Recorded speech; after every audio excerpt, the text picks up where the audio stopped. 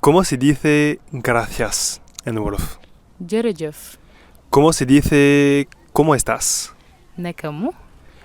Estoy bien. maa ngi ci jàmm. Tengo hambre. dama xiif. Ven aquí.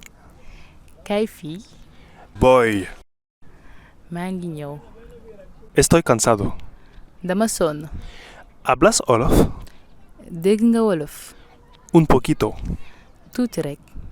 No entendí lo que dijiste. dégguma li nga wax. Disculpa. baal ma. Me voy. maa ngi dem. Ven a comer. kaay lekk. Está muy rico. neex na lool. Estoy harto. suur naa. ¿Dónde va el autobús? bus bi fan lay dem. ¿Cuándo va el autobús? bus bi kañ lay dem. ¿Cuánto cuesta? ñaata lay jar. Es caro. dafa cher. Hasta mañana. ba suba. ¿Dónde estás?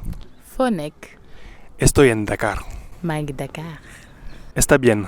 baax na. Me fui. dem naa. Hace mucho calor.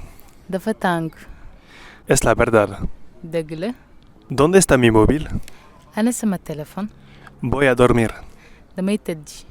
Mañana iré a trabajar. suba damay dem liggéey. Nos vamos. ñu dem. Siéntate. toogal. Hasta la próxima. ba beneen yoon. Estoy en camino. maa ngi ci yoon bi. Merci, jërëjëf. gracias.